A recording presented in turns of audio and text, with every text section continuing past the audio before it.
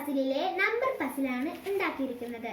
ഇതിലെ question find the missing numbers എന്നാണ്. ഇതിൽ ടോട്ടൽ 9 കോളങ്ങൾ ഉണ്ട്. പക്ഷേ ഞാൻ 8 കോളങ്ങളിൽ മാത്രമേ നമ്പേഴ്സ് എഴുതിയിട്ടുള്ളൂ. സെൻട്രൽ കോളത്തിലെ നമ്പേഴ്സ് ഞാൻ എഴുതിയിട്ടില്ല. ഇതൊന്ന് കണ്ടുപിടിക്കണം. ആദ്യം തന്നെ ഞാൻ എഴുതിയിരിക്കുന്നത് 6 ആണ്. 6ൽ കൂടെ എത്ര കൂട്ടിയാലാണ് 15 കിട്ടുക? എല്ലാവരും ഫിംഗേഴ്സിൽ എണ്ണി നോക്കൂ. 7, 8, 9, 10, 11, 12, 13, 14, 15. 9 കൂട്ടിയാലാണ് 15 കിട്ടുക. അപ്പോൾ 9ന്റെ താഴെ വരുന്നത് ഏത് സംഖ്യയാണ്? 8. അപ്പോൾ 50 plus 8 equal 23. അപ്പോൾ 8ന്റെ താഴെയുള്ളത് ഏത് സംഖ്യയാണ്?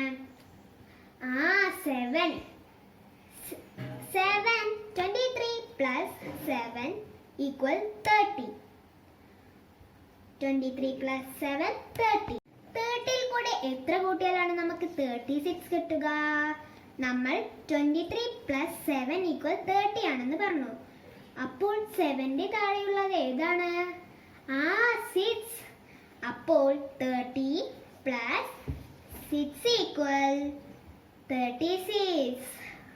അപ്പോൾ 6ന്റെ താഴെയുള്ളത് ഏത് സംഖ്യയാണ്? Yes, 5. 36 plus 5 equal 41. 41 dash equal 45. അപ്പോൾ ഇവിടെ നമ്മൾ 5 ആണ് പറഞ്ഞു. 5ന്റെ താഴെ ഏതാണ് സംഖ്യ? യെസ്, 4.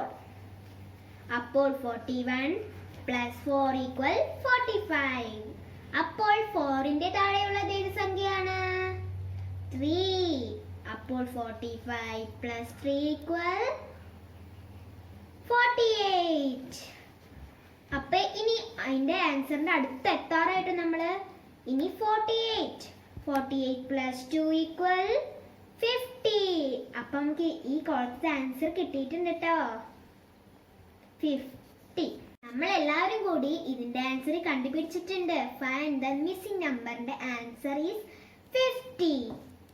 കൂട്ടുകാരി കണ്ടല്ലോ ഫൈൻഡ് ദ മിസ്സിംഗ് നമ്പർ എങ്ങനെ കിട്ടിയെന്ന്.